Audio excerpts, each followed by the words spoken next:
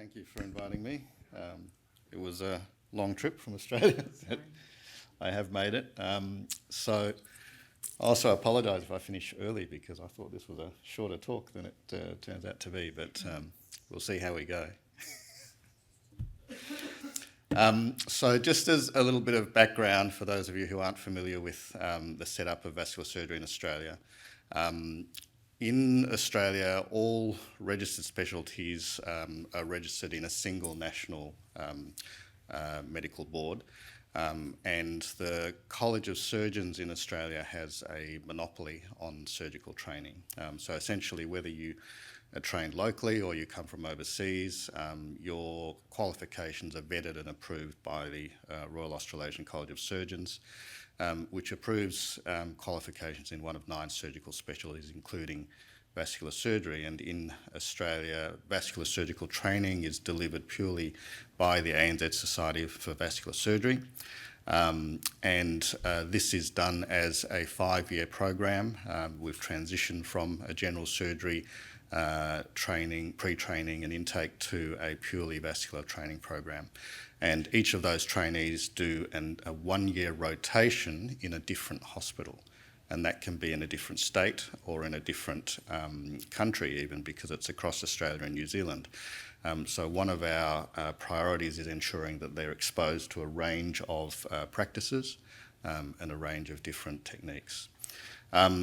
It's not a large program, so as of 2022, when we had our last published figures, there are internal figures that are more updated to that, but there were 45 active trainees, and we have about 1 in 3 to 1 in 4 of applicants are successful. And I would like to say that we have a good range of gender diversity, but the truth is we do not. About 1/3 of vascular trainees are female, and the number of applicants is also about 1/3 female. Whereas, like here, we have about half of our medical students being female. It's not a large specialty with only 258 active vascular surgeons out of 8,300 surgeons overall across Australia and New Zealand. I was having this conversation the other day about how much vascular surgeons get paid, and I thought this is probably something of interest to everyone. And someone will have to enlighten me as to how this compares to other countries, but certainly in Australia, vascular surgeons are paid a very comfortable amount. And unlike other countries, we have a large public health system, and we essentially are paid a salary. So the vast majority of vascular surgeons will be employed in a public hospital, but interestingly, not many vascular surgeons hold a full-time position. So most vascular surgeons would hold perhaps a 1/3 time to a half-time position, and you can proportionally calculate the income related to that. And the rest is supplemented by private practice if you choose to undertake private practice. But to be honest, unless you're planning on owning that Porsche or a Ferrari, you can have quite a comfortable lifestyle working part-time. So this is familiar to all of you, I think. Certainly if you have a private sector and you have a privatised system, then everything revolves around money. So vascular surgeons generate revenue either through insured income, state or private, or self-paying from patients. They generate income for themselves, they generate income for their hospital. But what's underappreciated is that they generate income for the rest of the healthcare system.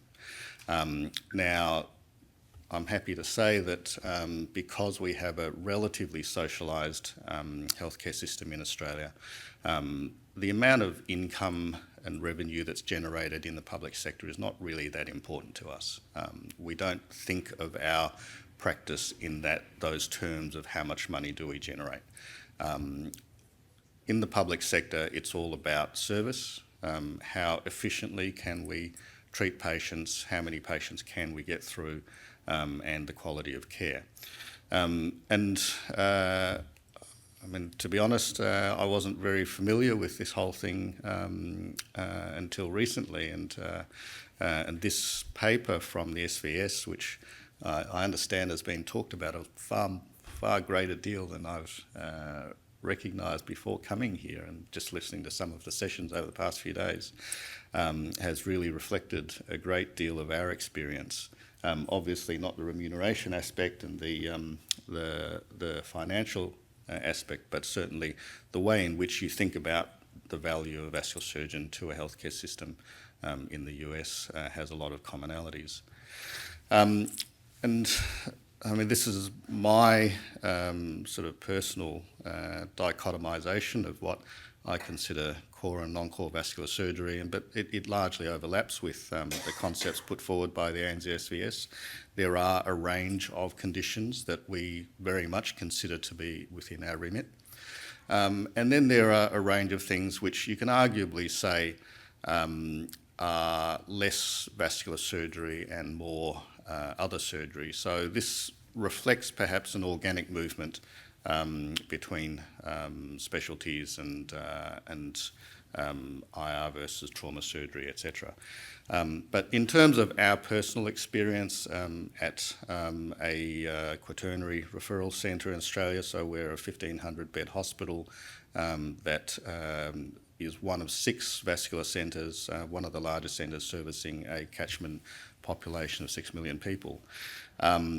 We certainly have had a gradual increase in the number of cases that we're involved with outside of our standard elective activity and even our standard vascular surgery referred activity. And this has seen a significant growth in terms of intraoperative assistance and assistance with other planned elective surgery.